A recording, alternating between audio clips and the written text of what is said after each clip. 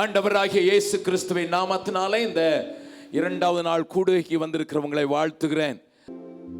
தேவனே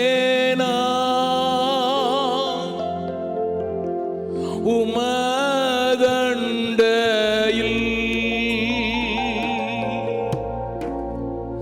இன்னும் நெருங்கி சேர்வதே என் ஆவல் பூமியில். இன்னும் நெருங்கி சேர்வதே என் ஆவல் பூமியில். தேவனே நான் உமதண்டையில் இன்னும் நெருங்கி சேர்வதே என் ஆவல் பூமியில். இன்னும் நெருங்கி சேர்வதே என் ஆவல் பூமியில். பரத்து கேறும் படிகள் போலவே என் பாதை தோன்ற பண்ணும் ஐயா எங்கள் தேவனே. கிருபையாக நீர் எனக்கு தருவதெல்லாம் உமதண்டை அருமையாக என்னை சேர்க்கும் அன்பின் தூதன் ஆகச் செய்யும். தேவனே நான் உமதண்டையில் இன்னும் நெருங்கி சேர்வதே என் ஆவல் பூமியில். இன்னும் நெருங்கி சேர்வதே என் ஆவல் பூமியில். இயேசு கிறிஸ்துவின் இன்ப நாமத்தில் ஜெபம் கேளும் நல்ல பிதாவே, ஆமென். உட்காரலாம்.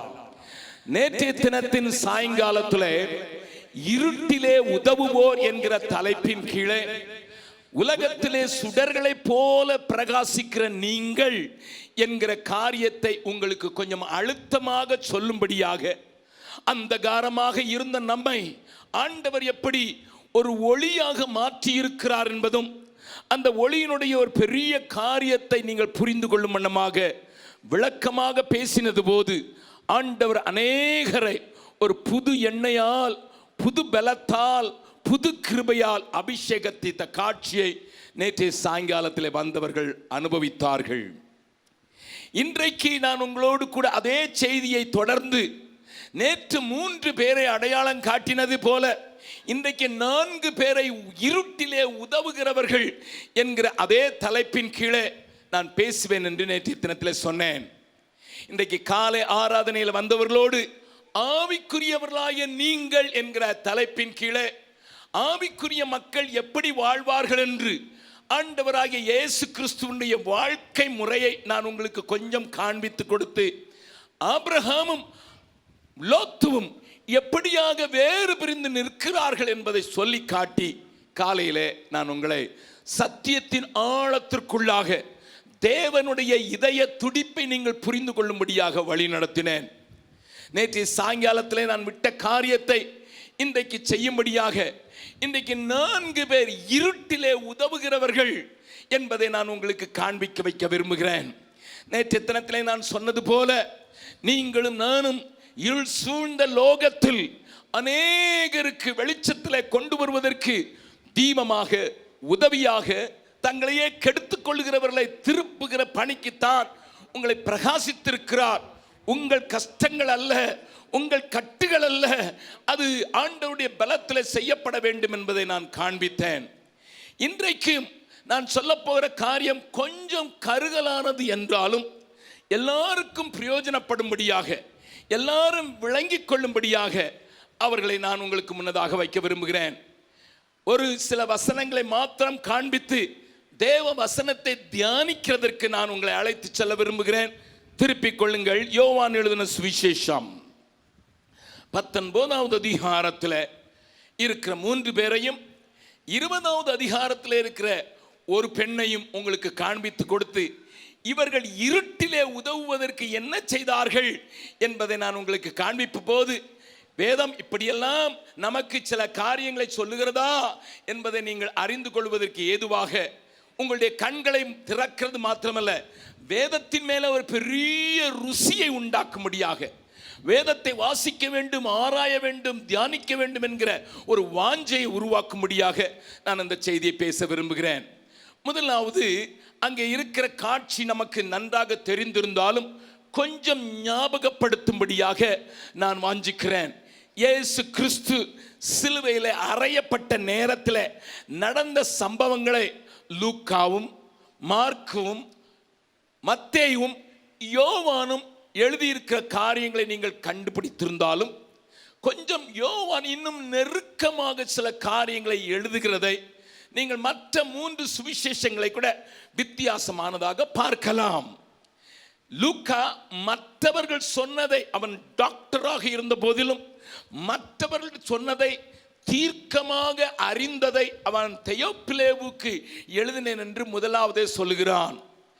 மார்க்கு அங்கே இருந்து ஓடிவிட்டவன் என்று வேதம் சொல்லுகிறது. கெத்செமனே தோட்டத்தில் இருந்தே ஓடிவிட்டவன் மார்க்கு. வாலிபன் ஒருவன் ஒரு துப்பட்டியை பிடித்து கொண்டு வந்தான், மூடிக்கொண்டு வந்தான். அவனை போர்ச்சேவர்கள் பிடித்தார்கள். அவன் அவர் கையிலேயே துப்பட்டியை விட்டுவிட்டு ஓடிவிட்டான் என்று மார்க்கு தன்னுடைய பெயரை சொல்லாமல் தன்னை ஒரு வாலிபன் என்று சொல்லி கெத்செமனே தோட்டத்திலிருந்து பயத்து நிமித்தம் ஓடின ஒரு மார்க்குவை நீங்கள் பார்க்கலாம். மத்தேயு, அவனும் ஆண்டவருடைய 12 சீஷர்களில் ஒருவனாய் இருந்த போதிலும் இவர்களை விட்டுவிடுங்கள் என்று இயேசு அவர்களை விட்டுவிடுவதற்காக போர்ச்சேவரிடத்தில் வேண்டிக் கொண்ட போது, என்னை தனையா பிடிக்க வந்தீர்கள், இவர்களை விட்டுவிடுங்கள் என்று சொன்னேன். அவர்கள் சொன்ன நிமித்தமாக அவர்கள் கட்டுகளை அறுத்து விட்டார்கள். ஆண்டவர் அதற்கு முந்தின நாளிலே சொல்லியிருந்தால், நீங்கள் எல்லாரும் என்னை விட்டு ஓடி விடுவீர்கள் என்று சொல்லியிருந்தார். நான் பாடுபடுகிற வேளையில் இங்கே இருக்கிற என்னோடு கூட அப்பம் புசிக்கிற நீங்கள், உங்களுக்கு நெருக்கம் வரும்போது நீங்கள் ஓடி விடுவீர்கள் என்று சொல்லியிருந்தார். பேதுருவை குறித்து நான் உங்களுக்கு சொல்ல வேண்டிய அவசியம் இல்லை. பேதுருவம் மறுதலிக்கிற அளவுக்கு போய்விட்டதும் உங்களுக்கு தெரிந்திருக்கும். ஆனால் அங்கே யோவான் கடைசி வரை கர்த்தரோடு கூட வந்து சிலுவைக்கு அருகிலே நிற்கிற காட்சி எனக்கு எப்பொழுதும் ஒரு பிடித்தமான ஒரு காட்சி. ஹல்லேலூயா. என்னை குறித்து ஒரு பெரிய காரியம் எனக்கு பயமாக இருந்தாலும் என் ஆண்டவரோடு கூட நிற்க வேண்டும் என்று சொல்லி அவன் தன்னை அடையாளம் கண்டு கொடுக்கும் போது, யோவான் எழுதின சுவிசேஷத்திலே தான் என்று எழுதாமல் இயேசுவுக்கு அன்பாயிருந்த சீஷன், இயேசுவுக்கு அன்பாயிருந்த சீஷன் என்று தன்னை அவருடைய அன்பிலே பொதிந்து வைக்கிற ஒரு சீஷனாக காட்சியளிக்கிறான். அந்த அன்பின் சீஷனை குறித்து நான் உங்களுக்கு முதலாவது பேச விரும்புகிறேன். அந்த சிலுவை காட்சிக்கு, அந்த கொல்கத்தா மலைக்கு நான் உங்களை அழைத்து செல்ல விரும்புகிறேன். வாசிக்கலாம் சில வசனங்களை. 25வது 26வது 27வது வசனம். இயேசுவின் சிலுவையின் அருகே, இயேசுவின் சிலுவையின் அருகே அவருடைய தாயும் அவருடைய தாயின் சகோதரி, அவருடைய தாயின் சகோதரி கிலயோப்பா மரியாளும் மகதலேனா மரியாளும் நின்று கொண்டிருந்தார்கள். அப்பொழுது இயேசு தம்முடைய தாயையும் அருகே நின்ற தமக்கு அன்பாயிருந்த சீஷனையும்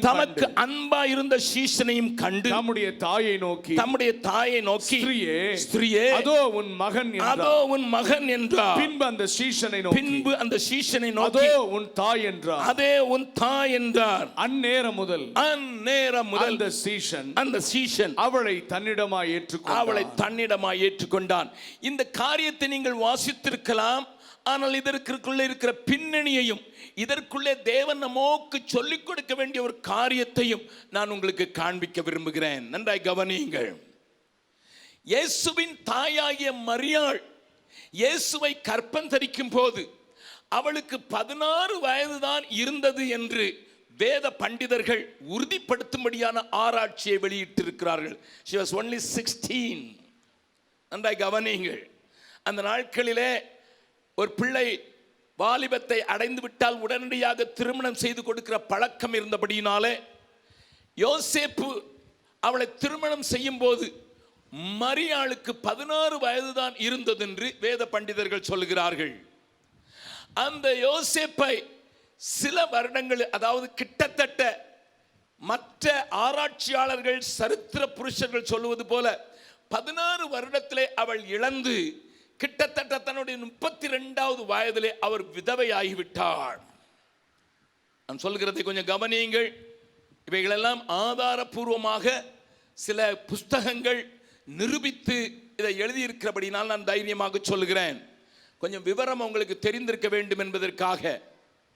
இந்த 32 வயதில் கிட்டத்தட்ட விதவையாக்கப்பட்ட மரியாள் தன்னுடைய பிள்ளைகளை வளர்த்து வந்த அந்த நேரத்தில் அவளுக்கு 46 வயதாகும் போது குடும்பத்திற்காக தச்சனாக தன்னுடைய தகப்பனுடைய தொழிலை செய்து கொண்டு வந்திருந்த இயேசுவும் முழு நேரமாக தன்னுடைய வீட்டை விட்டு பணிக்கு இறங்கிவிட்டார். அதற்கு வரை அவர் வேலை செய்து கொண்டு வந்திருந்தார்.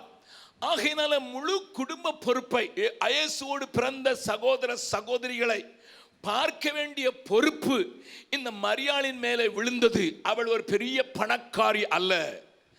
அவள் இயேசு பிறந்த போதே யோசேப்பின் மூலமாக காட்டு புறாக்களை தான் பலி செலுத்த கொண்டு வர முடிந்தது. ஒரு ஆட்டுக்குட்டியை தானும் கொண்டு வருவதற்கு அவர்களுக்கு பலன் இல்லை என்பதை நீங்களும் நானும் அறிந்திருக்கிறோம். அந்த ஏழை தாய் இப்பொழுது தன்னுடைய மகன் பரலோகத்தில் இருந்து தனக்கு கொடுக்கப்பட்ட இந்த பரிசுத்த வித்து இப்படியாக தொங்கிக் கொண்டிருக்கிற காட்சியை பார்ப்பதற்கு அந்த சிலுவை அருகிலே வருகிறாள். இதை கொஞ்சம் உங்களுடைய மனதில் ஒரு சித்திரமாக கொண்டு வந்து பாருங்கள். 33 வருடங்களுக்கு முன்னதாக சிமியோன் என்கிற ஒரு தேவ மனிதன் பரிசுத்தாவின் உந்துதலினால் தேவாலயத்திற்கு வந்து மரியாளுடைய கையிலிருந்து இயேசுவை கையிலே பெற்றுக்கொண்டு, ஆண்டவரே நீர் என்னை அடியானை போக விடுகிறீர், நான் என்னுடைய இரட்சணியத்தை கண்டுவிட்டது என்று மகிழ்ந்து களி கூறும் போது அவன் பல காரியங்களை தீர்க்க தரிசனமாக ஆவியின் உந்துதலினால் சொன்னாலும் ஒரு காரியத்தை சொன்னதை வேதம் சொல்லுகிறது. அந்த வசனத்தை வாசிக்கலாம். லூக்கா எழுதின சுவிசேஷம் 2வது அதிகாரம், தெரிந்த வசனம். ஆனாலும் கூட நீங்கள் திருப்பி பார்த்தால் தான் வேதத்தில் இப்படி எழுதியிருக்கிறது உங்களுக்கு தெரியும். ஒன்றை கவனியுங்கள். 35வது வசனத்தை வாசிக்கலாம். உன் ஆத்துமாவையும். மரியாளே, நீ ஆசீர்வதிக்கப்பட்டவள் தான், நீ கிருபை பெற்றவள் தான். ஆண்டவர் இந்த உலகத்திலே வருவதற்கு ஒரு சாதகமாக ஒரு சாதனமாக ஆண்டவர் உபயோகப்படுத்தி உன்னை தெரிந்து கொண்டு உன் கற்பத்திலே அவர் ஆவியின் பலத்தினால தந்த இந்த குமாரனை ஏந்துகிறதற்கு நீ ஒப்பு கொடுத்த ஒரு பாத்திரம்தான். பட் ஆனால் உன் ஆத்மாவை ஒரு பட்டயம் உருவி போகும். நன்றாய் கவனியுங்கள். பிள்ளை பிறந்திருக்கிறது. பிள்ளையை எடுத்துக்கொண்டு ஆலயத்துக்கு போகிறாள். மிகுந்த சந்தோஷத்தோடு கூட போகிறாள். தேவன் மானிட உருவில வருவதற்கு இந்த பாத்திரத்தை உபயோகப்படுத்தினாரே என்று ஒரு பெரிய சந்தோஷத்தோடு தேவனுக்கு நன்றி செலுத்தும்படியாக கடந்து சென்றிருக்கிறாள். தன்னுடைய சுத்திகரிப்புக்காக காட்டு புறாக்களையும் எடுத்து சென்றிருக்கிறாள். அங்கே திடீரென்று அவளை தாக்குவது போல ஒரு தீர்க்க தரிசனம் வருகிறது. எப்படிப்பட்ட தீர்க்க தரிசனம்? மேரி, you are blessed, true. ஆனால் நீ ஒன்றை ஞாபகம் வைத்துக்கொள், உன் ஆத்துமாவை ஒரு பட்டயம் உருவி போகும். காலங்கள் கடந்து விட்டது. 33 வருடம் கழித்து அந்த தீர்க்க தரிசனம், தேவ மனிதனால் உரைக்கப்பட்ட தீர்க்க தரிசனம் நிறைவேறுகிறதை துக்கத்தை குடித்து கொண்டு அந்த காட்சியை பார்க்கும்படியாக ஏர் உழுதவனை போல முதுகு உழுதப்பட்டு உடம்பெல்லாம் இரத்த காயங்களாலே தலையிலே முள்முடியோடு கூட சிலுவையிலே குற்றமில்லாத தன்னுடைய பாலகன் தன்னுடைய குமாரன் தொங்கிக் கொண்டிருக்கும் போது அந்த தாய் அந்த சிலுவை அருகிலே வருகிறாள். There is no mention in any of the gospels or in history that she was crying there. எனக்கு அது மிகவும் ஆச்சரியமான ஒரு காரியம். அங்கே எனக்கு மிகவும் ஆச்சரியமான ஐயோ என்கிற வார்த்தை அவளுடைய வாயிலிருந்து வரவில்லை, ஏக்க துணி வரவில்லை, ஏக்க காரியங்கள் வரவில்லை. இதுதான் இந்த முழு உலகத்திற்கும் ரட்சிப்பை உண்டாக்குவதற்கு தேவ திட்டமாய் இருக்குமானால் அதற்காக நான் அழுது புலம்ப போகிறதில்லை. ஆனால் வந்து நிற்பேன். எனக்கு ஒரு பழைய பாடல் ஞாபகம் வருகிறது.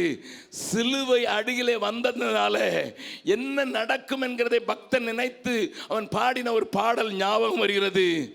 சிலுவையின் நிழலில் அனுதினம் அடியான் சாய்ந்திழை பாரிடுவேன். சிலுவையின் நிழலில் அனுதினம் அடியான் சாய்ந்திழை பாரிடுவேன். சிலுவையின் அன்பின் மறைவில் கிருபையின் இனிய நிழலில் சிலுவையின் அன்பின் மறைவில் கிருபையின் இனிய நிழலில் ஆத்துமனேசரின் அருகில் ஆத்துமனேசரின் அருகில் அடைகிற ஆறுதல் மனதில் சிலுவையின் நிழலில் அனுதினம் அடியான் சாய்ந்திழை பாரிடுவேன். சிலுவையின் நிழலில் அனுதினம் அடியான் சாய்ந்திழை பாரிடுவேன்.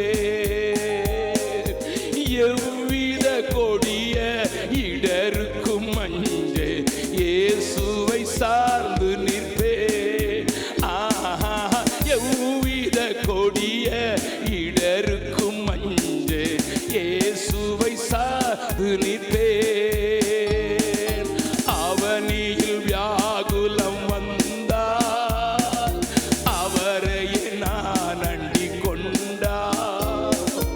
அவனியில் வியாகுலம் வந்தால் அவரையே நான் அண்டிக் கொண்டார். அலை மிக மோதிடும் அந்நாள், அலை மிக மோதிடும் அந்நாள் ஆறுதல் அளிப்பத சொன்னார். சிலுவையின் நிழலில் அனுதினம் அடியான் சாய்ந்திழை பாரிடுவே. சிலுவையின் நிழலில் அனுதினம் அடியான் சாய்ந்திழை பாரிடுவே. பக்கத்துல உங்க கையை பிடிச்சி முகத்தை பார்த்து கொஞ்சம் கேளுங்க பார்க்கலாம். உங்களுக்கு ரொம்ப கவலை அழுத்தும் போது எங்க ஓடுறீங்க? ஜெபகோபுரத்துக்கு.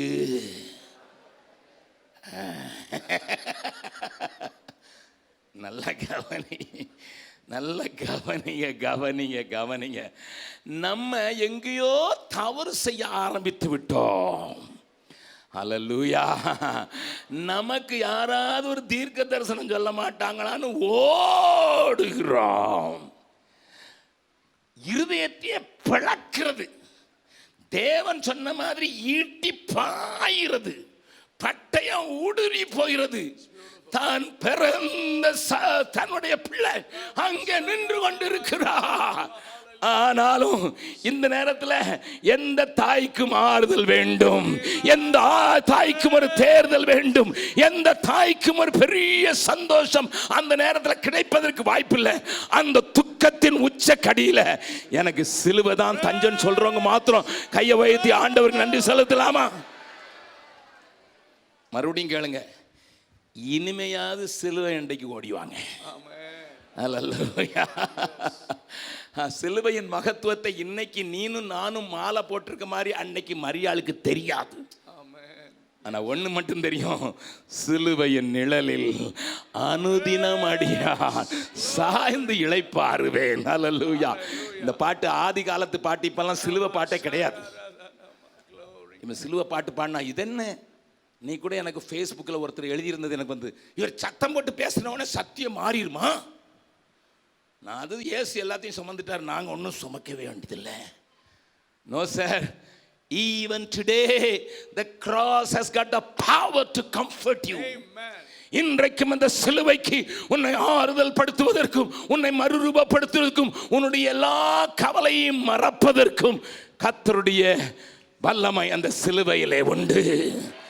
அதனால் தான் ஒரு பெரிய பணக்காரனான கப்பல்களை வைத்து வியாபாரம் பண்ணினவனுடைய மகனாகிய அந்த பவுல் சொல்கிறான், வேறொன்றையும் குறித்து மேன்மை பாராட்ட மாட்டேன், சிலுவையை குறித்து அல்லாமல் வேறொன்றையும் குறித்து மேன்மை பாராட்ட மாட்டேன். அது மாத்திரம் அவன் சொல்லவில்லை, சிலுவையை குறித்து மேன்மை பாராட்ட மாட்டேன், வேற ஒன்றையும் குறித்து மேன்மை பாராட்ட, சிலுவையில் அறையப்பட்ட கிறிஸ்துவையே பிரசங்கிக்க விரும்புகிறேன். மறுபடியும் கரங்களை தட்டி ஆண்டவரை மகிமைப்படுத்தலாமா? Without that cross you will never have comfort.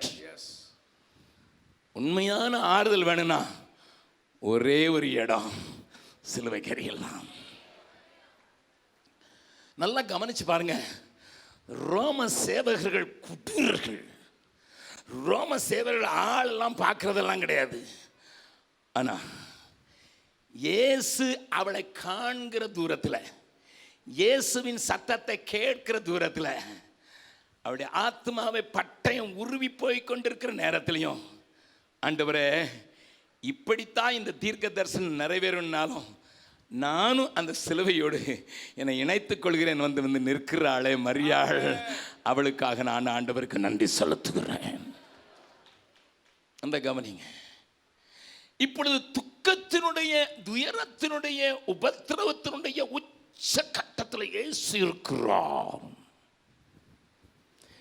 சுற்றிலும் பயங்கரமான ஒரு கலக்கம் நிறைந்த ஒரு சூழ்நிலை, இருள் வரப்போகிறது, பூமியை இருள் மூடப் போகிறது, ஒருவர் முகம் ஒருவர் பார்க்க கூடாதபடி 3 மணி நேரம் அந்தகாரம் வரப்போகிறது.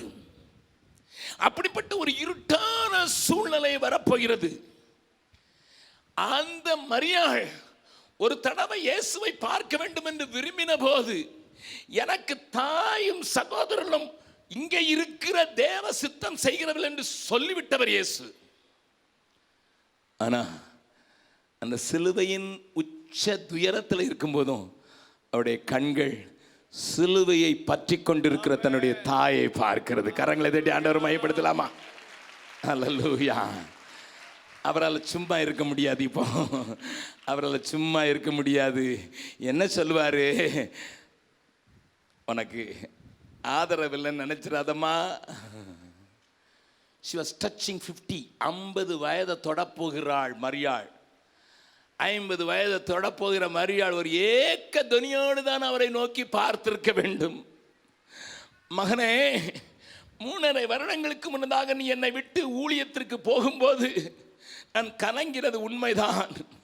3.5 வருடங்களுக்கு முன்னதாக, அம்மா, ஆண்டவர் எனக்கு தருகிற பணிக்கு நான் இறங்குகிறேன் என்று சொல்லி நீ கடந்து சென்ற போது எனக்கு ஒரு பெரிய கலக்கம் இருந்தது உண்மைதான். உன்னுடைய தம்பி தங்கைகளை நான் எப்படி பார்ப்பேன், உன்னுடைய சகோதரி எப்படி பார்ப்பேன் என்பதெல்லாம் எனக்கு ஏக்கம் இருந்தது உண்மைதான். ஆனாலும் நான் பொறுத்து கொண்டேன். இப்பொழுது என்னுடைய பார்வையில் இருந்தே போக போகிறாயோ, மரணத்தை சந்திக்க போகிறாயோ. I want to tell you that time Mary never had an idea that he will be resurrected. இவர் உயிர் தெழுவார் என்கிற காரியம் மேரிக்கு, மரியாளுக்கு அன்றைக்கு வெளிப்பாடு இல்லை. அவ தன்னுடையவளுக்கு சொன்னாலே விளங்காது. கூட 3 வருஷம் சோறு போட்டு சொல்றவனுக்கே புரியாது.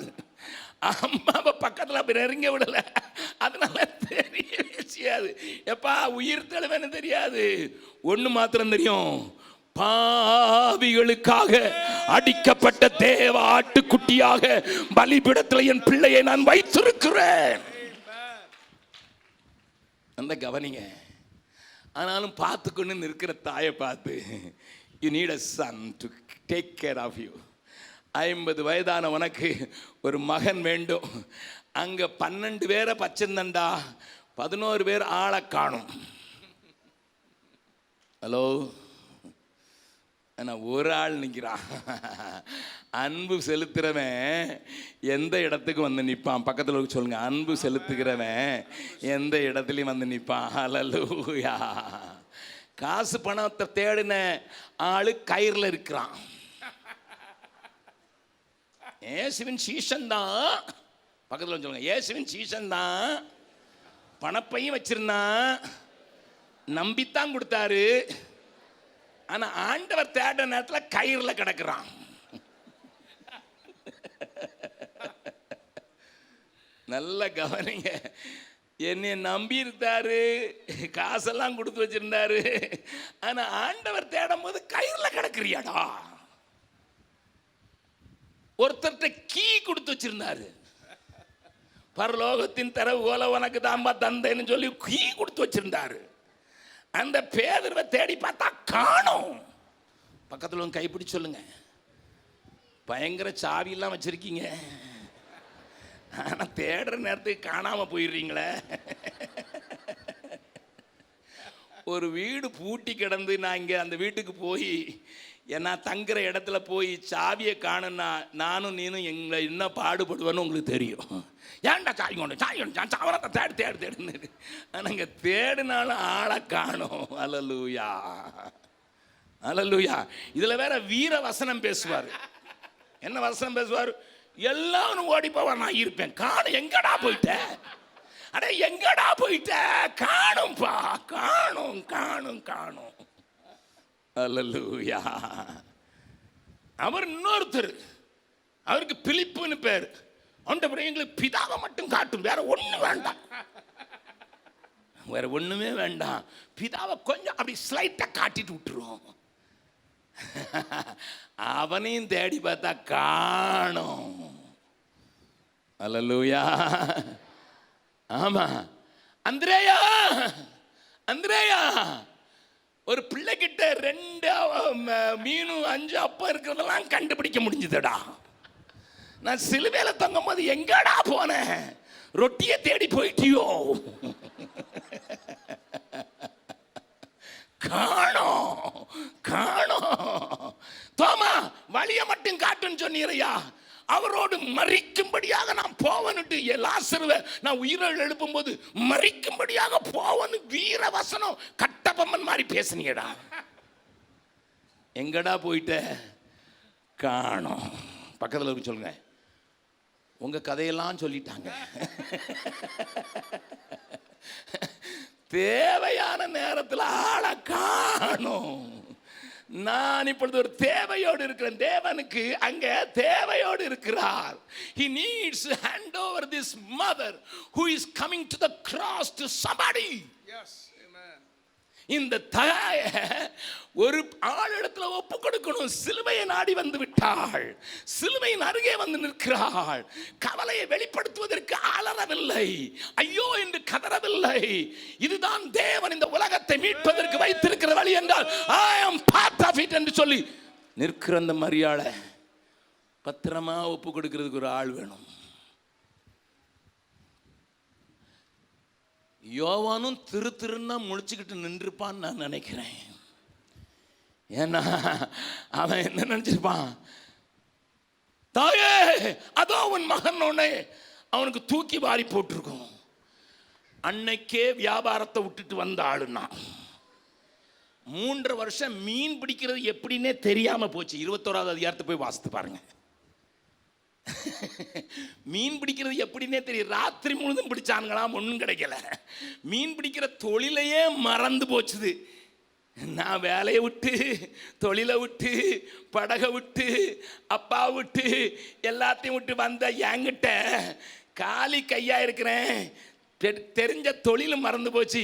இப்ப தூக்கி அம்மாவையா கொடுத்தாருன்னா நான் என்ன செய்யறது? அது 50 வயசு கிளவியை கொடுத்தாருன்னா என்ன செய்யறது? She was 50 almost. ஆனால் என் சத்திய வேதம் இருளிலே உதவுவதற்கு தேவையான ஒரே ஒரு காரியத்தை மாத்திரம் சொல்லுகிறது. வாசிக்கலாம் மறுபடியுமாக இந்த யோவான் எழுதின சுவிசேஷத்துக்கு மறுபடியும் திருப்பிக் கொள்ளுங்கள். அந்த வார்த்தைகள் எல்லாம் நீங்கள் கவனிக்க வேண்டும் என்பதற்காக நான் 26வது வசனம் 19, 26. அப்பொழுது இயேசு தம்முடைய தாயையும் அருகே நின்ற தமக்கு அன்பாயிருந்த சீஷனையும் கண்டு. Hallelujah. He never forget that phrase which he uses for himself. தனக்கு உபயோகப்படுத்துகிற அந்த ஃபேஸ் அவன் உதைக்கவே இல்லை. கிறிஸ்துவுக்கு ஏசு எல்லாரிடத்திலும் அன்பாக இருந்தான்னு அவனே தான் சொல்கிறான் 13வது அதிகாரத்தில். எல்லாரிடத்திலும் முடிவு வரையும் அன்பு வைத்தான்னு சொன்னான். ஆனால் I love him better every day. I love him better every day. அதனால் இயேசுவுக்கு அன்பாயிருந்த சீஷன் அவனை பார்த்து கொடுத்த போது அவன் இருளிலே உதவுவதற்கு தான் தேவன் என்னை இத்தனையாய் வழி நடத்தினா, இத்தனையாய் பயிற்சி கொடுத்தா, இத்தனையாய் என்னை மார்பிலே சாய்த்து கொண்டிருந்தார். ஆகையினால அவர் கொடுக்குற பொறுப்பு எனக்கு கொஞ்சம் பாரம், எனக்கு முடியுமா இல்லையான்னு தெரியல, நான் ஏற்றுக்கொள்கிறேன்னு சொல்லி அந்த நேரம் முதலில் என்னுடைய பலத்தை நம்பியல்ல, அவர் தந்த பொறுப்பதனை காத்துக்கொள்வேன். கரங்களை உயர்த்தி ஆண்டவருக்கு நன்றி செலுத்தலாமா? இருளிலே உதவுகிறவர்கள் யாரையா? தேவனிடத்தில் அன்பு கூறுகிறது மாத்திரமல்ல, தேவன் தந்தை பொறுப்பை அப்படியே ஏற்றுக்கொள்ளுகிறவர்கள். இந்த மிஷனரிஸ் தரிசன கூட்டத்தில் ஆண்டவர் இங்கே இருக்கிற ஒரு சிலரை பார்த்து இதைத்தான் சொல்ல விரும்புகிறார். எனக்கு ஒரு பாரம் இருக்கிறது, இந்த இருதயத்தில் ஒரு வேதனை இருக்கிறது. இந்த கல்வாரின் சத்தம் கடைசி மனிதன் வரைக்கும் துணிக்கப்பட வேண்டும் என்று நான் என்னுடைய சீஷர்களுக்கு சொன்னேன். உலகத்தின் முடிவு பரியந்தம், கடைசி பரியந்தம் போய்விடுங்கள் என்று சொன்னேனே, அதை நிறைவேற்ற வேண்டிய பாரம் இருக்கிறது. அந்த பாரத்தை நான் மற்றவர்களுக்கு கொடுக்க விரும்புகிறேன். நான் அழுத்தி கொண்டிருக்கிற பாரம் இருக்கிறது என்று கர்த்தரின் சத்தத்தை கேட்கிற எந்த மனுஷன் இங்கே உண்டு? ஆண்டவரே, என்னுடைய பாரத்தை என்னுடைய பாரமாக ஏற்றுக்கொள்கிறேன் என்று சொல்லுகிறவர்கள் உண்டோ? என்னை கேட்கிற அருமையான தேவனுடைய பிள்ளைகளே, இதே கல்லூரியில் ஒரு பையன் படித்து கொண்டிருக்கிறான். பீகாரை சேர்ந்தவன் படித்து கொண்டிருக்கிறான். அவன் டிசம்பர் மாதத்தில் என்னை பார்க்க வந்தான். அந்த பையனை குறித்து உங்களுக்கு ஒருவேளை தெரிந்திருக்கலாம், தெரியாதவர்களுக்காக சொல்கிறேன். ஒரு வாரத்தில் அவனுடைய தாய் அவனுடைய அப்பாவையும் அண்ணனையும் தம்பியையும் ஒரு வாரத்தில் குழியில் இறக்க வேண்டிய சூழ்நிலை உண்டான 3 மரணங்கள் ஒரு வாரத்திலே சந்தித்தது. 2 பிள்ளைகள் தான் மீதம் இருந்தார்கள். 2வது மகனாக அவனை படிக்க வைத்து இன்ஜினியரிங்காக இங்கே அனுப்பி வைத்திருக்கிறோம். அவளை கூட்டிக் கொண்டு அவனுடைய தாய் வந்தாள் டிசம்பர் மாதத்தில். பெரிய அண்ணன் என் பிள்ளை வளர்ந்துட்டான் பாருங்க, இன்ஜினியர் ஆக போகிறான், இப்போ நல்லா இங்கிலீஷ் பேசுகிறான் அப்படின்னு சொல்லிட்டு என்கிட்ட அங்கிள்கிட்ட இங்கிலீஷில் பேசுகிறாங்க. அந்த பையன் என்ன சொன்னான் தெரியுமா? மிகுந்த தாழ்மையோட, அம்மா, என் காலேஜ்லேயும் நான் ஆண்டவருக்காக வாழ்கிறேன் பரிசுத்தமானு சொல்லுங்கம்மா, அதுதாம்மா அங்கிளை திருப்திப்படுத்தும். காலேஜ்லையும் பாண்டிச்சேரியில் போய் சந்தோஷமா இல்லை, ஆண்டவருக்கு தன்னை காத்து கொண்டேன்னு சொல்லுங்கம்மா, அதுதாம்மா அங்கிள் சந்தோஷப்படுதுன்னு சொன்ன போது எனக்கு ஐ வாஸ் ரியலி கிளாட். அந்த தாயினுடைய முகத்தை பார்க்கணும். அதுக்கு பிறகு அவன் மாற்றிட்டான். என் பிள்ளை அங்கே கூட ஆண்டவருக்கா நிற்கிறானா, வீட்டுக்கு வந்தால் ஜபந்தான், பைபிள் வாசிக்கிறான். எனக்கு ரொம்ப சந்தோஷமாக இருந்தது. நான் இப்போ அந்த சகோதரியை பார்த்து கேட்டேன், ஒரே வாரத்தில் புருஷனையும் 2 பிள்ளைகளையும் நீ கல்லறையில் இறக்குனியே,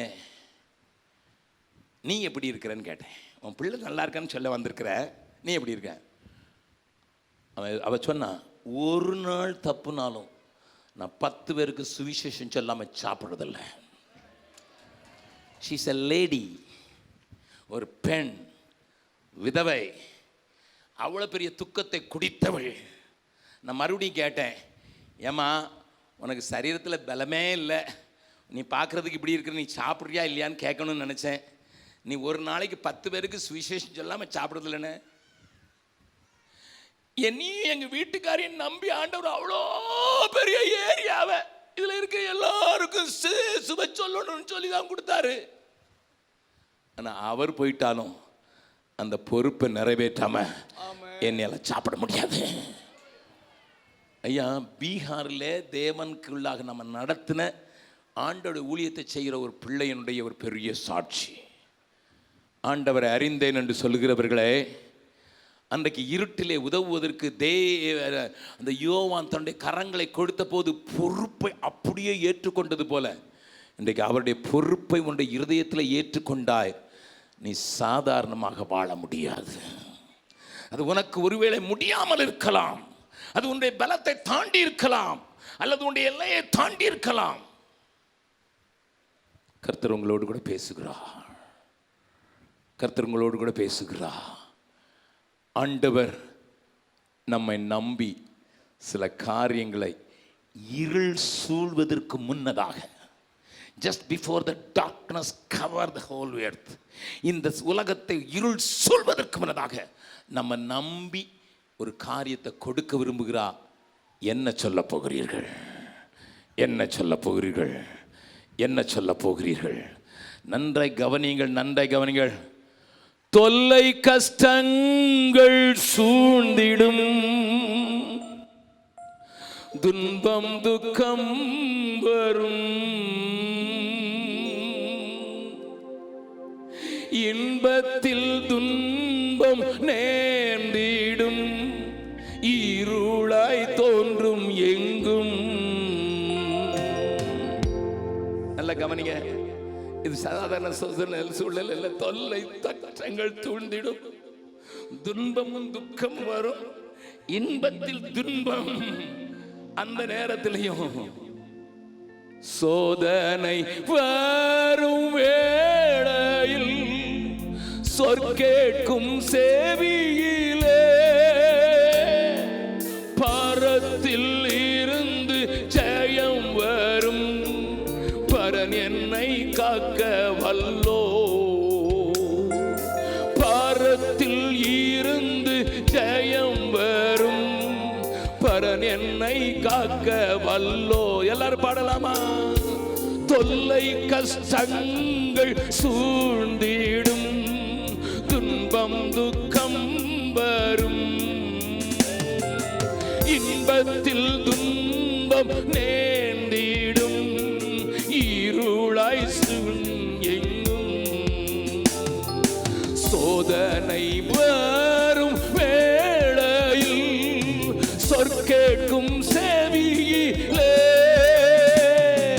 பாரத்தில் இருந்து ஜெயம் வரும், பரன் என்னை காக்க வல்லோ. பாரத்தில் இருந்து ஜெயம் வரும், பரன் என்னை காக்க வல்லோ. காக்கும் வல்ல மீட்பர் உண்டனக்கு, உண்டனக்கு, உண்டனக்கு. காக்கும் வல்ல மீட்பர் உண்டனக்கு, காத்திடுவார் என்றுமே. என்ன வந்தாலும் நம்புவேன் என்னே சமீட்பரை, யார் கைவிட்டாலும் பின் செல்வேன் எனது இயேசுவை. அகல ஆழ உயரமாய் எவ்வளவு அன்பு கூர்ந்தார், என்ன கஷ்டங்கள் வந்தாலும் அவர் என்னை கைவிட மாட்டார். என்ன கஷ்டங்கள் வந்தாலும் அவர் என்னை கைவிட மாட்டார். காக்கும் வல்ல மீட்பர் உண்டனக்கு, உண்டனக்கு, உண்டனக்கு. காக்கும் காக்கும் வல்ல மீட்பர் உண்டனக்கு, காத்திடுவா என்றுமே.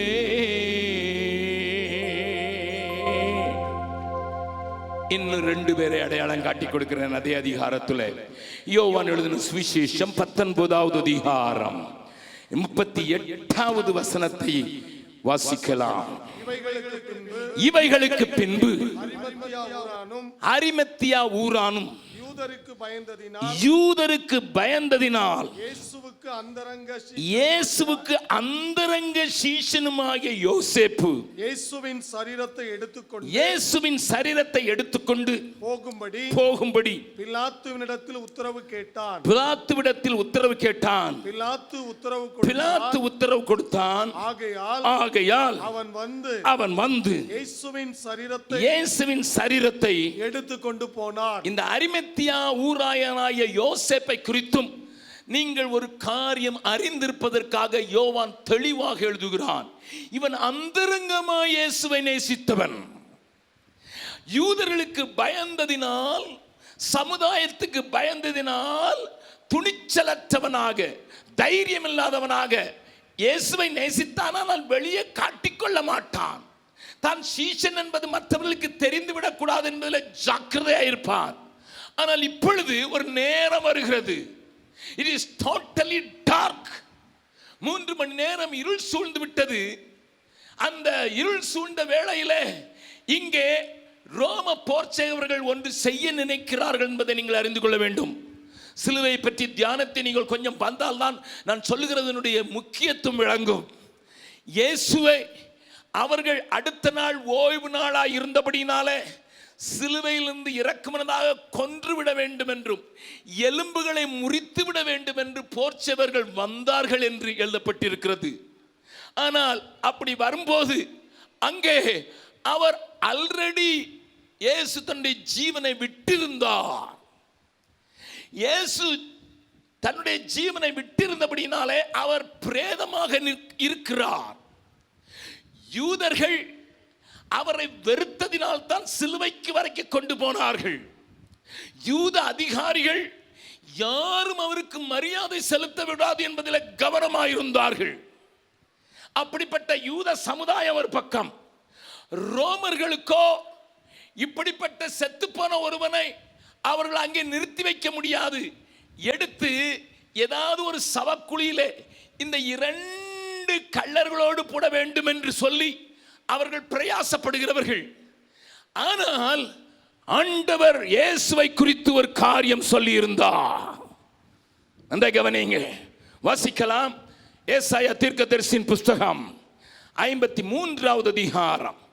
ஆண்டவரை குறித்து, ஆண்டவருடைய மரணத்தை குறித்து, ஆண்டவருடைய காரியத்தை குறித்து பல வருடங்களுக்கு முன்னதாகவே ஏசாயா தீர்க்கதரிசியின் மூலமாக ஆண்டவர் சொல்லியிருந்த அந்த வார்த்தையை வாசிக்கலாம். 9வது வசனம்.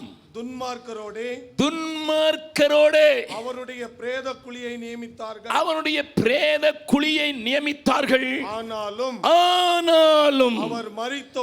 அவன் மரித்தபோது ஐஸ்வர்யவானோடே இருந்தார். அவர் கொடுமை செய்யவில்லை. அவர் வாயில் வஞ்சனை இருந்ததில்லை. இங்கே ஆண்டவர் பல 600 ஆண்டுகளுக்கு முன்னதாக ஏசாயா தீர்க்கதரிசினால் இயேசு இப்படியாய் மரிப்பார் என்று சொன்னது மாத்திரமல்ல, அவருடைய பிரேத குழி ஐஸ்வர்யவான்களோடு இருக்கும் என்பதை சொல்லியிருந்தார்.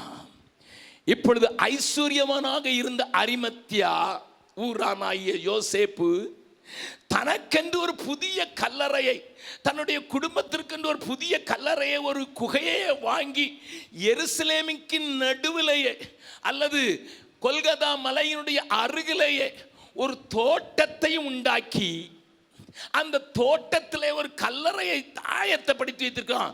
It is for my family. Just think about it. இவைகளெல்லாம் நீங்க கொடுத்து செய்தி கேட்க மாட்டீங்க, அதனால கேட்கறதுக்காக நான் சொல்றேன். Nobody wants a grave inside or nearer to a city. ஒரு பரிசுத்த நகரம் என்று போற்றப்படுகிற மகாராஜாவின் நகரத்துக்கு பக்கத்தில் ஒரு கிரேவை ஒருவரும் விரும்ப மாட்டார்கள். ஆனால் அவனுக்கு இருந்த செல்வாக்கு, அவனுக்கு இருந்த பணபலம் அங்கே தனக்கு ஒரு தோட்டத்தை மாத்திரமல்ல, தன்னுடைய குடும்பத்திற்கே ஒரு கல்லறை உருவாக்கும்படியாக, ஒரு புதிய கல்லறை உருவாக்கும்படியாக அத்தனை பெரிய ஐஸ்வர்யவான். இயேசுவை நேசித்தான் மறைமுகமாக, இயேசுவிடத்துக்கு பின்தென்றான் சீஷனாக, வெளியே சொல்வதற்கு பயம். ஆனால் இப்பொழுது இயேசுவினுடைய மரண செய்தியை அவன் கேட்க நேரிடுகிறது. அவனுக்கு ஒரு தைரியம் வருகிறது. நான் தீர்க்க தரிசனத்தை நிறைவேற்றுவதற்கு கிரியை செய்கிற காலம் இதுவே. என்னுடைய ஐஸ்வர்யம், என்னுடைய காரியம் ஆண்டவரை குறித்திருக்கிற தீர்க்க தரிசனத்தை நிறைவேற்றுவதற்கு உதவட்டும். நான் வாங்கி வைத்திருக்கிற இந்த புதிய காரியம் ஆண்டவரை குறித்து சொல்லப்பட்ட தீர்க்க தரிசனத்தை நிறைவேறுவதற்கு உதவட்டும் என்று சொல்லி தீர்க்க தரிசனத்தை நிறைவேற்ற வேண்டும் என்கிற ஒரு துடிப்பு அவனுக்குள்ள வந்தபோது பயம் போயிடுச்சு. பக்கத்தில் உங்க கையை பிடிச்சு சொல்லுங்க பார்க்கலாம், தீர்க்க தரிசனத்தை நோக்கி ஓடாதீங்க. தேவன் ஆல்ரெடி ஏராளமாக தீர்க்க தரிசனம் சொல்லி வச்சிருக்கிறாரு, அதை நிறைவேற்றுறதுக்கு ஓடுங்க. பிரச்சனை இன்னைக்கு நிறைய பேருக்கு அதுதான். என்னங்க ஒன்று சொல்லிடுங்க, ஏதாவது சொல்லிடுங்க. அந்த கூட்டத்தில் 10 ஊழியக்காரன் இருந்தால் 10 பேர்ட்டையும் தலையை கொடுத்து ஒன்றா தான் சொல்கிறானான்னு பார்ப்பான். இது வேறு டெஸ்ட். ஒரே வாக்குத்தத்தை தான் கொடுக்குறாரான்னு பார்ப்பான். ஜனவரி 1ஆம் தேதி ஆச்சுன்னா எத்தனை ஃபோன் கால் எனக்கு, என்ன வாக்குத்தத்தம். நான் சொன்ன நீ ஜெபம் பண்ணினா உனக்கு கொடுத்துருப்பார், நான் சொன்னேன் எனக்கு கொடுத்துருக்கிறாரு. அல்லேலூயா. நல்லா கவனிங்க, வாக்குத்தத்தத்துக்காக பல மைல்கள் ஓடுகிறவர்களும் இருக்கிறார்கள். எப்படியா அதனால தான் பார்த்தாங்க ஊழியக்காரங்களை மாசத்துக்கு ஒரு வாக்குத்தத்தம், வாரத்துக்கு ஒரு வாக்குத்தத்தம். ஏன்னா இதுதான் ஆட்களை ஆட்டி படைக்குதுன்னு சொல்லி வாக்குத்தத்த ஆராதனை, வாக்குத்தத்த ஆராதனை, இந்த வாரத்துக்குரிய வாக்குத்தத்தம். இனிமேல் நாள் பலன் போடுறான் இல்லையா பேப்பரில், அதை மாதிரி வரும். இந்த நாளுடைய பலன்ட்டு ஒவ்வொரு சபையும் போட ஆரம்பிச்சிடும். எங்கே படித்தோம்? தீர்க்க தரிசனத்தை நம்புகிறவன் நான். ஆண்டவருடைய தீர்க்க தரிசனம் சொன்னால் நடக்கும் என்பதை நம்புகிறவனா. ஆனால் தீர்க்க தரிசனத்தின் பின்னால் அல்ல, தீர்க்க தரிசனத்தை நிறைவேற்றுவதற்கு ஓடுகிறவனா. என் ஆண்டவர் சொன்னார், இந்த பூமி சமுத்திரம் ஜலத்தினால நிறைஞ்சிருக்கிறது போல கர்த்தரை அறிகிற அறிவினால் நிரம்பும். இது எத்தனை பேர் நம்புறீங்க?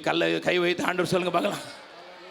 சமுத்திரம் ஜலத்தினால் நிறைந்திருக்கிறது போல பூமி கர்த்தரை அறிகிற அறிவினால நிரம்பும். பக்கத்தில் உங்க நம்புறீங்களா? இந்த ராஜ்யத்தின் சுவிசேஷம் உலகத்தின் சகல ஜாதிகளுக்கும் சாட்சியாக பிரசங்கிக்கப்படும். அப்பொழுது முடிவு வரும். இது ஒரு தீர்க்க தரிசனம். நம்புறீங்களா? இது சம்பந்தம் இல்லாத நாளைக்கு ஏதாவது நடக்கிற மாதிரி ஒன்று சொல்லுங்க பிரதர். இதெல்லாம் ஆண்டவர் சொல்லி வச்சிருக்க போயிருக்க பயங்கரமான மாறாத தீர்க்க தரிசனம். இந்த தீர்க்க தரிசனத்தை நிறைவேற்றணும்னு நினைச்சிட்டீங்கன்னா பயம்லாம் ஓடிடும். இதுவரைக்கும் பயந்துக்கிட்டு இருந்தா இப்போ தான் அதிகம் பயப்படணும். ஏன்னா இயேசுவையே சிலுவையில் அரைஞ்சிட்டானுங்க, நம்மளை என்ன செய்வானுங்களோ தெரியாது. இயேசுவையே கொன்னுட்டானுங்க, அவனுக்கு சீசனாக இருக்கிற நம்மளை சும்மாவா விடுவான் அப்படிங்கிற பயம் சூழ வேண்டிய நேரத்தில் தீர்க்க தரிசனத்தை நிறைவேற்ற நான் புறப்பட்டு போகிறேன். அதை நிறைவேற்றதுக்கு ஒரு தோட்டத்தில் தான் ஆதாமும் ஏவாளும் விழுந்து போனாங்க. அந்த தோட்டத்தில் தான் மீட்பு வரும்னு சொல்லிட்டு இந்த தோட்டத்திலேயே என் இரட்சகருக்கு இடத்தை உண்டாக்குவதற்கு பிலாத்து இடத்துல துணிந்து போய், யார் என்ன சொன்னாலும் சரி, யூத அதிகாரிகள் என்ன சொன்னாலும் சரி, மற்றவங்க என்ன சொன்னாலும் சரி, நான் இப்போ துணிஞ்சிட்டேன். ஏன்னா நான் நடக்கிற தீர்க்க தரிசனத்தை நிறைவேறுதலுக்காகத்தான் வாழ போகிறேன். பக்கத்தில் உங்கள் கையை பிடிச்சி கேளுங்க, தீர்க்க தரிசனத்தை தேடி ஓட போகிறீங்களா? தீர்க்க தரிசனம் நிறைவேற வாழ போகிறீங்களா? இது ரெண்டுக்கும் பெரிய வித்தியாசம் உண்டு.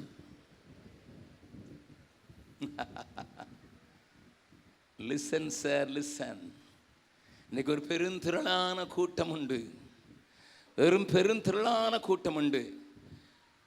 சகோதரன் ஆர் ஸ்டான்லி என்று வேலூரை மையமாக கொண்டிருக்கிற ஒரு பொறியியல் இன்ஜினியர், அவர் தன்னுடைய வேதாகம கட்டுரைகளையும் தன்னுடைய பிரசங்கங்களையும் எழுதி கொடுத்திருக்கிறதுல 7P இன்றைக்கு ஆண்டவருடைய ராஜ்யம் பரம்பக்கூடாதுன்னு தடுக்கிறதுன்னு சொல்லிட்டு முதல்ல prosperity theory, perfection theory, praise and worship theory, prophecy theory என்று 7 எழுதியிருக்கிறார். நன்றாய் கவனியுங்க. நமக்கு இவைகள்லாம் தேவை. துதி வேணும், நமக்கு நம்மளை நடத்துகிறதுக்கு ஆண்டவர் சொல்கிற வார்த்தைகளை தீர்க்க தரிசனங்கள் வேணும், ஆண்டவருடைய காரிய பெர்ஃபெக்ஷன் தியரி, பூரணப்படணும், அது ஒரு தியரி. அப்படின்னு 7 பீகளை குறித்து அவர் எழுதியிருக்கிறார். அவர் வெளியிட்டிருக்கிற பைபிள் பேர்ல் என்கிற ஒரு புஸ்தகம் இப்பொழுது அவைலபிள். அவருடைய 200 சர்மனுடைய நோட்ஸை அப்படியே பிரிண்ட் பண்ணியிருக்கிறாரு. ஊழியர்களுக்கும் விசுவாசிகளுக்கும் அது ஸ்டடிக்கு பிரயோஜனமாக இருக்கும். வாங்கி வாசித்து பாருங்கள்.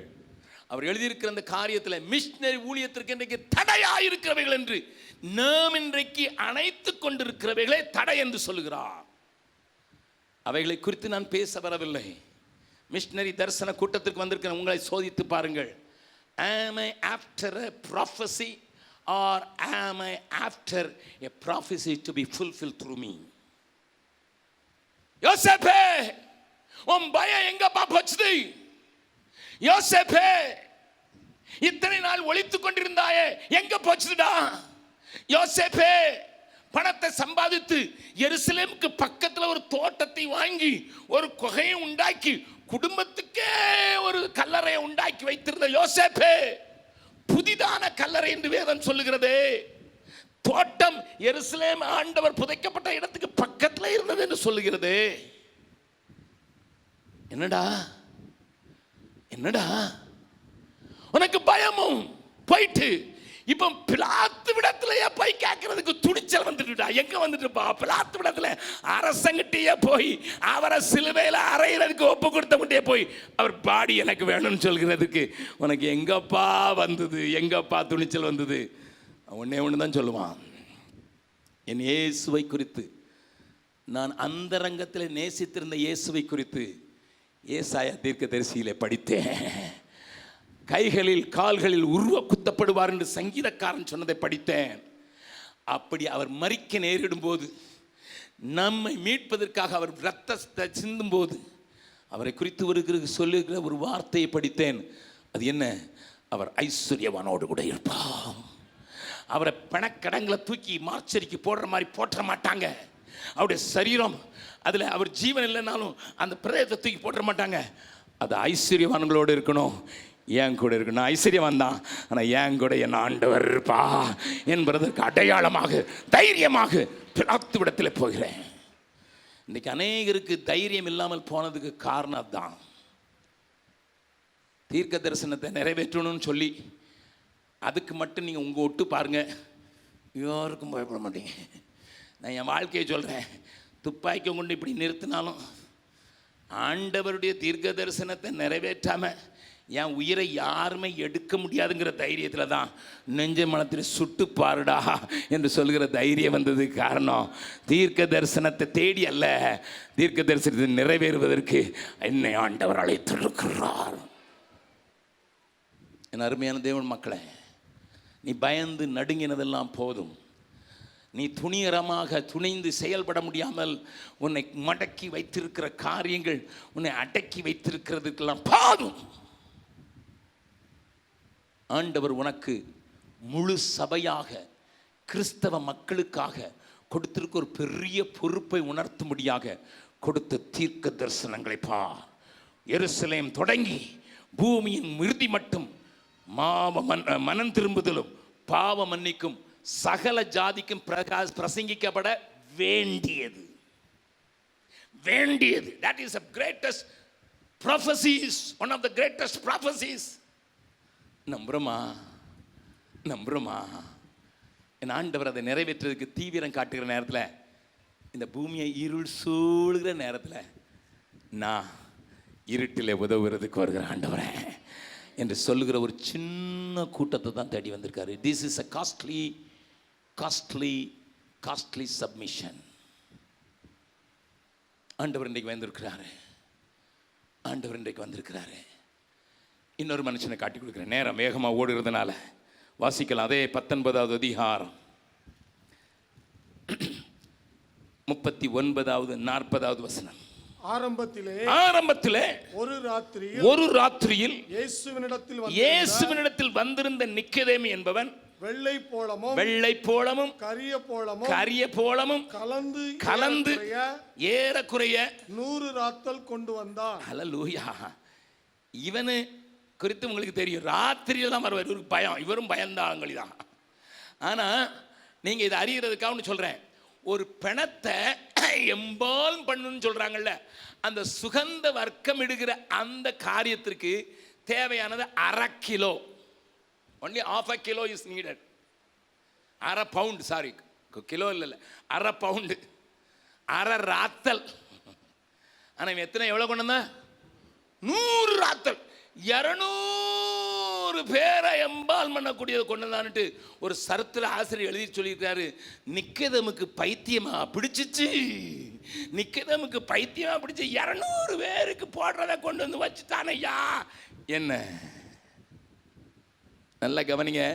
இதே நிக்கதேமு அந்த மக்களோடு கூட சண்டையிட்டவன், எப்பா அவர் பேசுகிற வார்த்தை நல்லா இருக்குதுப்பா. உடனே எல்லாம் சொன்னா, ஏய் நீனும் கலிலேயா தீர்க்கதரிசியில வந்ததா சொப். அவன் வாய் அடக்கப்பட்டவன். ஆனால் இப்போ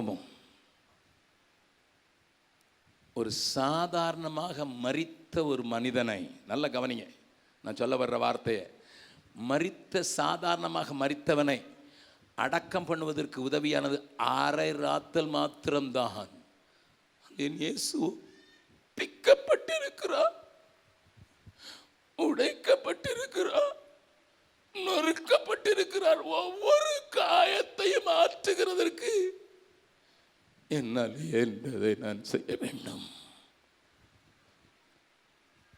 இயேசு கிறிஸ்துவனுடைய வாழ்க்கையை குறிக்கிற அல்லது அவருடைய பாடுகளை குறிக்கிற பேஷன் என்கிற படத்தை தான் அநேக பாடல்களை நீங்கள் பார்த்துருப்பீங்க.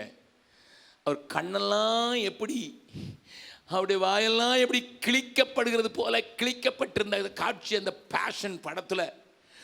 அன்றைக்கு நடந்த சம்பவங்களை தத்ரூபமாக கொண்டு வரணும்னு சொல்லி தான் அந்த ஃபில்ம் எடுத்து உலகம் முழுவதும் அதை காண்பித்தாங்க. அதை கொஞ்சம் யோசித்து பாருங்க. கைகளில் கால்களில் ஆணிகள் கடாவ, கடும் முடி பொன் சிரசில் சூடிட, கந்தையும் நிந்தையும் வேதனையும் சகித்தார்னு சொல்கிறது மாத்திரமல்ல, அவர் உடைக்கப்பட்டார். என் சத்திய வேதம் சொல்கிறது நொறுக்கப்படுகிறார். அவருடைய பாடுகளுக்கு நான் பங்கு என்று சொல்கிறதற்கு தைரியமில்லாத ஒரு மனிதன் இப்பொழுது இந்த பாடுகளுக்கு பங்கு என்று சொல்லுகிறத தான் காட்டுறதுக்கு 100 ராத்தல் கொண்டு வருகிறான். இதை பின்னதாக பவுல் தன்னுடைய காரியத்தில் எழுதுகிற வசனத்தை வாசிக்கலாம். பிலிப்பியர்களின் நிருபம் 3வது அதிகாரம்.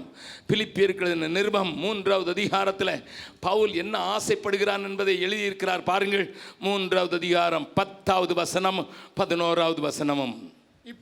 இப்படி நான் அவரையும் அவருடைய உயிர்த்தெழுதலின் வல்லமையும் அவருடைய பாடுகளின் ஐக்கியத்தையும் அறிகிறதற்கும் அவருடைய மரணத்திற்கு ஒப்பான மரணத்துக்கு உள்ளாகி எப்படி ஆயினும், நல்லா கவனிங்க, இந்த உண்மையை அறிந்த பவுல் எழுதுகிறான், I want to partake in his suffering. ஏனென்றால் தீமோத்தேயுக்கு அவர் எழுதும்போது எழுதுகிறார், அவரோடு கூட பாடுபட்டால் அவரோடு கூட ஆளுகை செய்வோம். நம்புறவங்க மாத்திரம் ஒரு பெரிய ஆளுலையோ சொல்லலாமா? அவரோடு பாடுபட்டால் அவரோடு ஆளுகை செய்வோம். இந்த எழுதின அதே பவுல் எழுதுகிறான், அவருடைய பாடுகளுக்கு நான் பங்காளி ஆகி, எதுக்கு தெரியுமா? எப்படியாயிலும் மரித்தோரிலிருந்து இந்த முதற் பேலானவர்கள் எழுப்பப்படும் போது நான் இந்த உயிர்த்தெழுதலுக்கு ஆயத்தப்படுவதற்கு எல்லாவற்றையும் நஷ்டம் என்றும் குப்பையும் என்று எண்ணுகிறேன். ஆண்டவருடைய இதய துடிப்பை காண்பிப்பதற்கு தான் மிஷனரி தரிசன கூட்டங்கள். ஆண்டவர் இன்றைக்கு எண்ணுகிறார். அன்றைக்கு அந்த பவுலுக்குள்ள இருந்த அதே வாஞ்சை உடையவர்கள் இந்த 21வது நூற்றாண்டில் எழும்ப மாட்டார்களோ? நான் வருகிறேன், மேகங்கள் மத்தியில் வருகிறேன், என்னோடு கூட பாடுபட்ட பக்தரை நான் சேர்த்துக் கொள்வேன் என்று பழைய பாட்டுகள் உண்டு. இன்றைக்கு அந்த எதிர்பார்ப்புதலும் கிடையாது, அதற்கான ஆயத்த பாடல்களும் கிடையாது, அதற்கு நம்மை ஆயத்தப்படுத்துகிற காரியங்களும் இல்லாமல் போய்விட்ட ஒரு பொல்லாத காலத்தில் நிக்கதேமு ஒரு நபுசமால் 100 ராத்தல் வைத்திருந்தாலும் I just lavishly spent on the body of my God because he bore all the sufferings. அந்த பாடுகளுக்கு நான் பங்காளி. நல்ல கவனிங்க. ஒரு இடத்துக்கு ஊழியத்திற்கு போயிருந்த போது ஒரு தகப்பன் தன்னுடைய 9 வயது மகனை தோளில் போட்டுக்கொண்டு நடந்து வந்து கொண்டிருந்தா, நான் அவரை பார்த்த உடனே எனக்கு அழனும் போல இருந்தது. என்னன்னா, முள்ளுகளினால் அவருடைய சரீரம் கீறப்பட்டிருந்தது, கிழிக்கப்பட்டிருந்தது. முள் வச்சு யாரோ அடித்து கிழிச்ச மாதிரி இருந்ததுனால இவர் 9 வயது பிள்ளைய தூக்கி தோளில் போட்டுட்டு அவர் வந்தபோது நான் அந்த மனுஷனை நிறுத்தி, ஐயா, பிள்ளை 9 வயது ஆகிறது பெரிய பிள்ளையாக இருக்குது, இதை தூக்கி போட்டு செமந்துக்கிட்டு போகிறீங்க, அங்கே உங்கள் உடம்பெல்லாம் காயமாக இருக்குது அப்படின்னு நான் நிறுத்தி அவரை கேட்டேன். நல்லா கவனிங்க. அப்போ அவர் எனக்கு சொன்னார், ஐயா, என் மனைவியை இழந்துட்டேன், எனக்கு ஒரே ஒரு பிள்ளை தான், பத்திரமா வளர்த்தேன். ஆனால் என் குடும்பத்தில் எனக்கு சத்துருக்கள் இருந்தாங்க. என் பிள்ளைய கொன்னுட்டா என்னையே ஒன்றும் இல்லாமல் ஆக்கிடலாம், அந்த பிள்ளைய கொல்றதுக்கு தான் அவங்க பல நேரங்களில் முயற்சி எடுத்தாங்க. ஒரு நாள் நான் நடந்து வந்து கொண்டிருக்கும்போது, நான் என் பிள்ளை நடந்து கொண்டிருக்கும்போது அவனை பிடிச்சி என் முன்னாலே சித்திரவதை செய்யணும்னு தான் நினச்சி வந்தாங்க. ஆனால் நானும் அது நடந்துடக்கூடாதுங்கிறதுனால நான் பிள்ளை எப்படியாவது காப்பாற்றணும்னு சொல்லி, அவங்க கொடூரமானவர்களாக இருந்தபடினால முள்ளுகளினால் தான் அடிச்சு காயப்படுத்தும் போது என் பிள்ளைய நான் உளுந்து பத்திரமா பாதுகாத்துக்கிட்டேன். நான் அடிக்கப்படுகிறத பார்த்த என் பிள்ளை மயங்கிட்டான். என் பிள்ளை மயங்கின உடனே அவங்க நினச்சாங்க பிள்ளையும் செத்து போச்சுன்னு சொல்லிட்டு ஓடிட்டாங்க. கொஞ்சம் நேரம் கழித்து நான் கொஞ்சம் தண்ணியை வச்சு என் பிள்ளையுடைய முகத்தை தொடச்ச போது அவன் என்னைய பார்த்துட்டு, அப்பா அப்பா போயிட்டாங்களா அப்படின்னு கேட்டான். நடந்ததை சொல்கிறேன், அப்படியே போயிட்டாங்களா அப்படின்னு கேட்டான். ஆமாடா, என்னைய கொண்டு போகல, உன்னைய காப்பாத்திட்டேன்டா அப்படின்னு நான் சிரிச்சேன். அப்போ என் பிள்ளை சொன்னா, அப்பா, என் உயிருள்ள வரைக்கும் உங்களை எப்படியாவது காப்பாற்றுறதுக்கு என்னை வளர்த்துருங்க, நான் நான் பெரியவனாக இவங்களை நல்லா தூக்கி இவங்களை பாதுகாப்பான இடத்துல சுமப்பேன் அப்படின்னு சொன்ன உடனே மறுபடியும் மயங்கிட்டான்.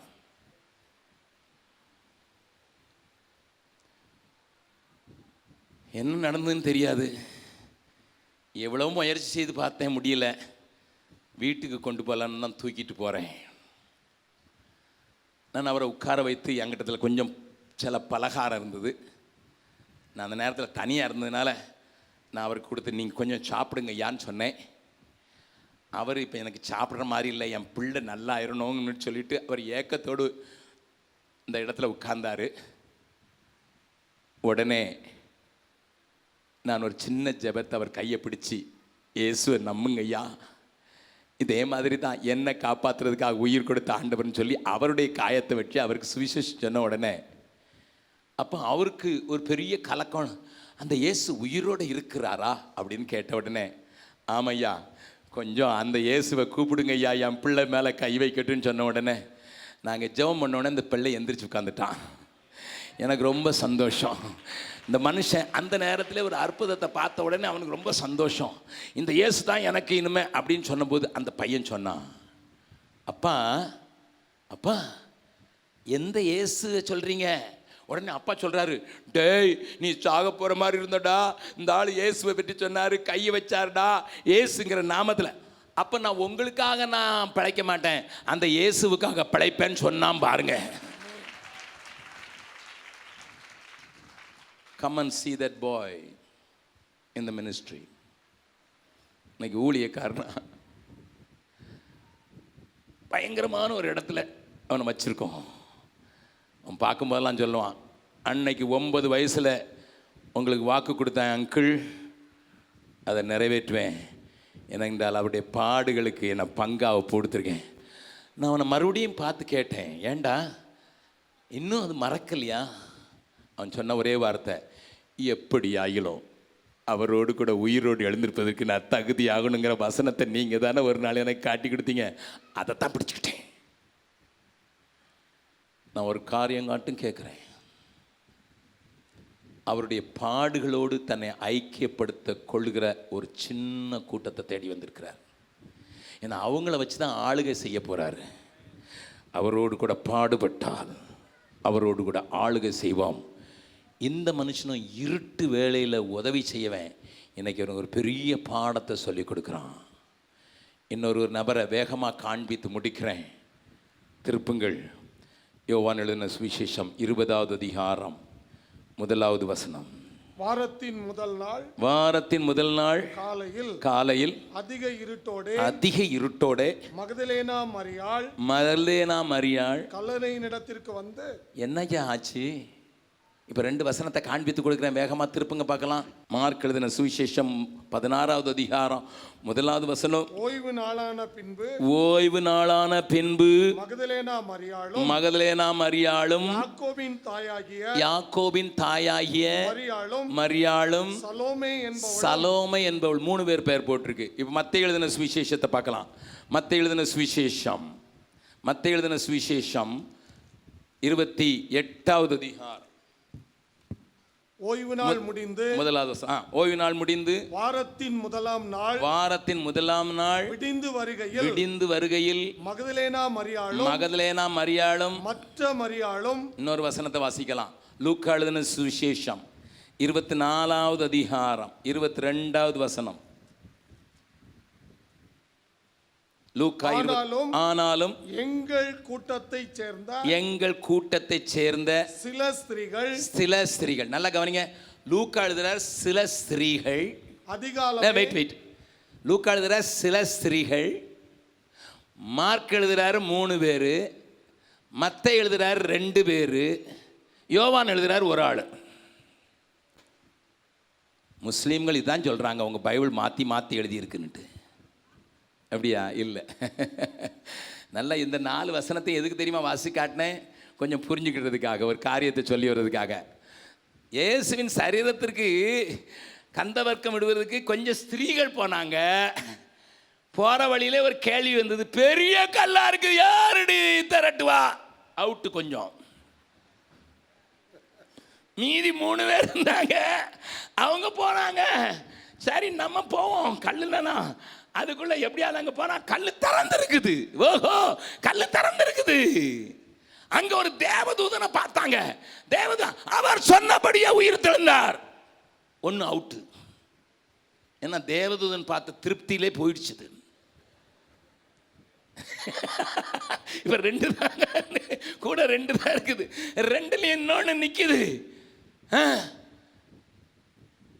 கல்லறை தோட்டத்துக்குள்ள இருட்டோட இருக்கிறது கொஞ்சம் பயமாக இருக்கு. ஏன்னா நேற்று முந்தா நாள் தான் இயேசு சிலுவையில் அரைஞ்சிருக்காங்க. அவனு இங்கனோடு தான் இருப்பான். அவர் வேற எந்திரிச்சு எங்கேயோ போயிட்டார் போல தெரியுது. எந்திரிச்சு போனாரோ தூக்கிட்டு போனானுங்களோ தெரியல. நம்மளை தான் திருட்டு பட்டம் சுந்தரார், அடுத்தது ஓட்டிடுச்சு. மீதியாக இருக்கிற எத்தனை நாள் தான் பக்கத்தில் வந்து கைப்பிடிச்சுக்கணுங்க. எந்த கூட்டத்தில் இருக்கீங்க? கல் பெருசாக இருக்குன்னுட்டு ஓடின கூட்டத்தில் இருக்கிறீங்களா, இல்லை தேவதூதனை பார்த்ததுல திருப்தியான கூட்டத்தில் இருக்கீங்களா, இல்லைன்னு இருட்டு நேரத்தில் கல்ற தோட்டத்தில் நம்மளையும் பிடிச்சிட்டு போயிடுவான்னு பயத்தில் இருக்கீங்களா? சொல்லுங்க, கேளுங்க எந்த கூட்டத்தில் இருக்கீங்க? பைபிள் விளங்குச்சுன்னா பைபிளை போல ருசியான புஸ்தகம் இல்லை. கரங்களை உயர்த்தி ஆண்டவருக்கு நன்றி செலுத்தலாம். எல்லாம் போன பிறகு மகதலேனா மரியாள் நிற்கிறா. எனக்கு இயேசுவை தான் பார்க்கணும். அதுக்குள்ள பேதுரும் யோவான் வந்தாங்க. கல்லறை உள்ளெல்லாம் போய் பார்த்தார். பேதுரு போயிட்டான். அங்க மறுபடியும் மரியாளுக்கு 2 தூதர்கள், ஒருத்தன் தலைமாட்டில் ஒருத்தன் கால் மாட்டில். முதல்ல ஒரு தூதன் தான் வந்தான். அவன் சொன்னா அவர் சொன்னபடியே உயிர் தெழுந்தார்னு சொல்லிட்டு போயிட்டான். இப்போ தலைக்கு மாட்டில் ஒன்று, கால் மாட்டில் ஒன்று, 2 தூதர். நீங்க என்ன சொல்லியிருப்பீங்க? நீ ஒன்று தாண்டி பார்த்தேன், நான் 2 தூதரை பார்த்தேன். டிவியில் வர்ற ஆட்கள்லாம் தானே சொல்கிறான். டிவியில் வர்ற ஆட்கள் பூரா தான் சொல்கிறான். அவன் ஒன்றை பார்த்தா நான் ரெண்டை பார்த்தேன், யார் பெரிய ஆளு? ஆனால் மரியாளுக்கு இதெல்லாம் பெரிய ஆள் இல்லை. இயேசுவை பார்க்கணும். நீ இயேசுவை பார்க்கணும். நீ இயேசுவை எங்கே வச்சிங்க? இயேசுவே உம்மை காணாமல் உள்ளம் உறங்காது, உந்தன் பேரை சொல்லாமல் உள்ளம் உறங்காது, கடலில் சென்று சேராமல் நதியும் அடங்காது, இறைவா உம்மை சேராமல் இமைகள் உறங்காது, மேய்ப்பன் நீயும் இல்லாமல் மேன்மை வாராது, மேய்ப்பன் நீயும் இல்லாமல் மேன்மை வாராது.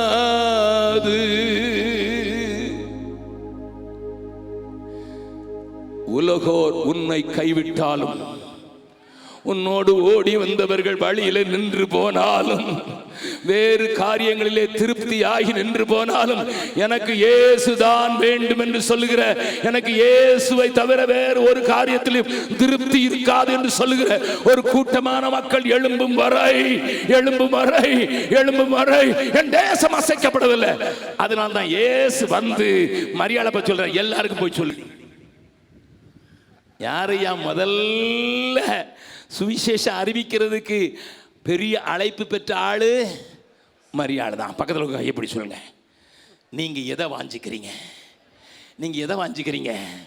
உங்க வாயில பயங்கரமான ஒரு செய்தி இருக்க போகுது. அல்லேலூயா. முதல் ஆளா பார்த்தா கல்லு பெருசா இருந்தது, திரும்பி வந்துட்டோம்.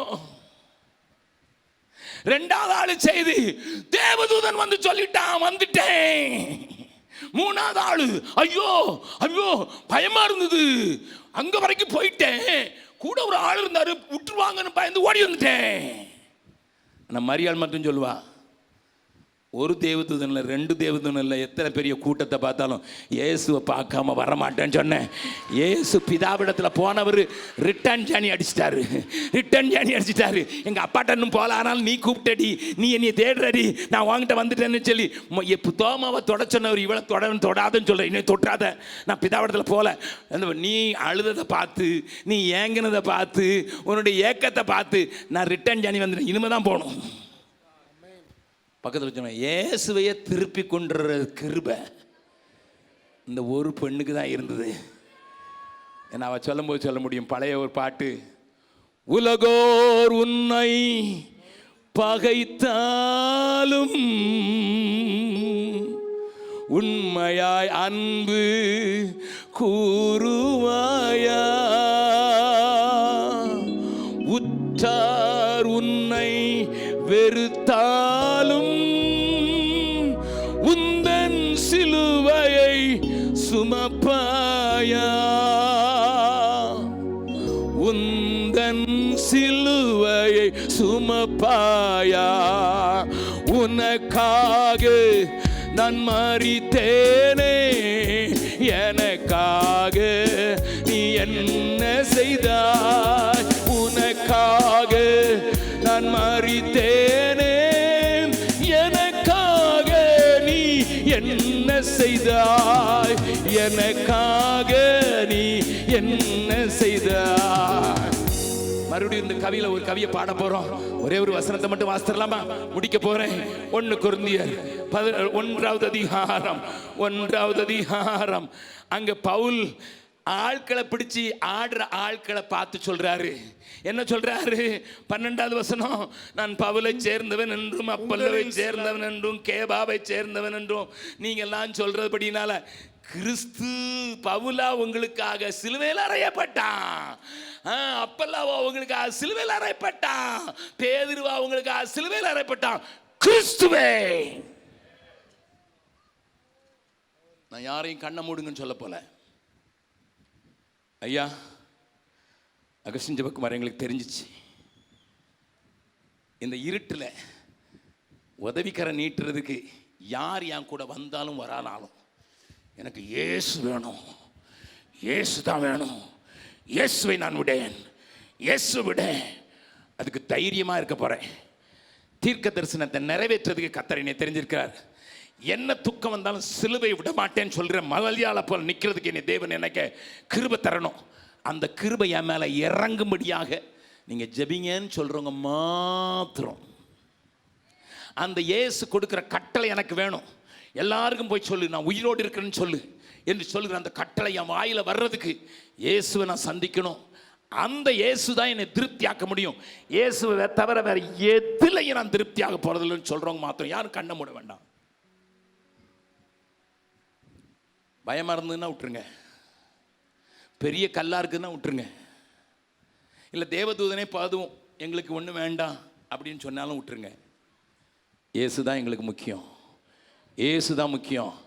ஒரு மனிதனை நம்பி ஒரு மனிதனை ஹீரோவாக்க மாட்டோம். இயேசு தான் எங்க ஹீரோ, இயேசு தான் எங்க ஹீரோ. இயேசுடைய கட்டளை இயேசுவுக்காக, இயேசுவுக்காக, இயேசுவுக்காக பாடுபடவும் ஆயத்தம் என்று சொல்றவங்க மாத்திரம் அமைதியா எழுந்தனண்டா நான் உங்களுக்காக ஜெபிக்க விரும்புகிறேன். Jesus, Jesus. உண்மையான இருதயத்தோடு கூட என்ன நடந்தாலும் சரி, பாடுகளுக்கு பங்கு அவரோடு கூட ஆளுகை செய்வதற்கு கிறிஸ்துவே எனக்கு எல்லாம், அவரை எல்லாம், இயேசு போதுமே. எந்த நாளிலும் என் நிலையிலையும் இயேசு போதுமே. 2 கரங்களை உயர்த்தி சொல்லுவோமா? ஆண்டவரே, எட்டி எட்டி உம்மை அண்ணாந்து பார்த்து கண் பூத்து போகுதே.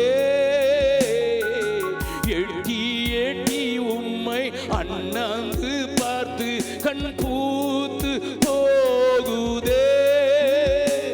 நீ சுட்டி காட்டி போன வாக்குகள் எல்லாம் நிறைவேற ஆகுதே. சாலேமின் ராஜா, சங்கையின் ராஜா, சுவாமி வாருமே. சாலேமின் ராஜா, சங்கையின் ராஜா, சுவாமி வாருமே.